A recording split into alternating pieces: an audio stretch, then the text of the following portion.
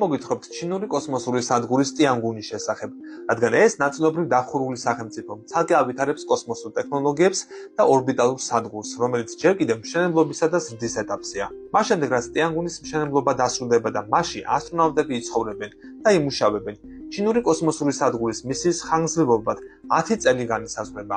ტიანგუნი ჩინურიდან ითარგმნება როგორც 64 სასახლე. მოკლედ, ამ ჩინური კოსმოსური სახლი ლაბორატორიის შესახებ. კოსმოსური სადგური ტიანგუნი ჩინური კოსმოსური სადგურია, რომელიც დედამიწის ზედაპირიდან საშუალოდ 400 კილომეტრის სიმაღლეზეა განთავსებული და სხვადასხვა მოდულისგან შემდგარ კონსტრუქციას წარმოადგენს. კოსმოსური სადგურის მთავარი მოდული 2021 წლის 29 აპრილს გაეშვა, ხოლო მთლიანად სადგურის მშენებლობა ჯერ კიდევ მიმდინარეობს. კოსმოსური სადგური ტიანგუნი მირისა და საერთაშორისო კოსმოსური სადგურის შემდეგ მესამე მრავალმოდულიანი ორბიტული სადგური გახდება, მაგრამ უფრო პატარა ზომის. მშენებლობის დასრულების შემდეგ ტიანგუნის წონა 60 ტონას მიაღწევს, თუმცა მოგვიანებით მისი წონის 100 ტონამდე გაზრდაც იქნება შესაძლებელი. ჩინეთში იმედოვნებენ, რომ კოსმოსური სადგური ხელშეუწყობს მეცნიერებს სხვადასხვა ექსპერიმენტის ჩატარებაში და ჩინეთს კოსმოსის უკეთ ათვისებაში დაეხმარება. ჩინური კოსმოსური სადგურის მშენებლობის გეგმა ჯერ კიდევ 2010 წელს დამტკიცდა. 2013 წელს მასობრივი გამოკითხვებისა და საექსპერტო კვლევების შედეგად მომავალი სადგურის დასახელებად ტიანგუნი ზეციური სასახლე განისაზღვრა. კოსმოსური სადგურის პირველი მოდული ჯერ კიდევ 2016 წელს უნდა გაეშვათ.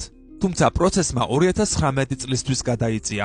აღნიშნული შეფერხება მეტწილად რაკეტა მატარებლის ტექნიკურ გაუმართავობას უკავშირდება.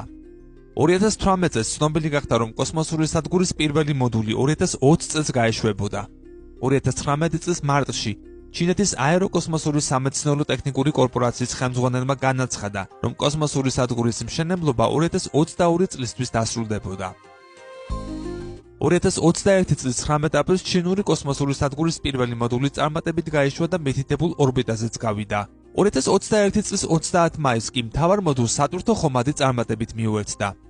ამავე წლის 17 ივნისს კოსმოსური სადგურის მოდულს მიუერთდა პილოტირებადი ხომალდი, რომლის ბორცეც 3 ასტრონავტი იმყოფებოდა.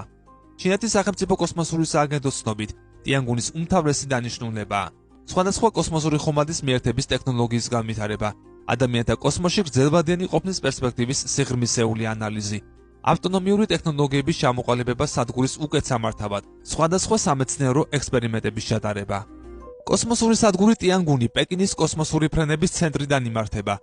ასტრონავტთა მეტი უსაფრთხოებისა და გართულებების თავიდან აცილებისთვის დედამიწაზე სპეციალური სამაშველო ხომალდი მუდმივ მზადყოფნაში იმყოფება. უკაბელო კომუნიკაციისთვის კოსმოსური სადგური Wi-Fi ქსელითაა აღჭურვილი. თითოეული ასტრონავტი სპეციალურ ყურსაცმესა და მიკროფონს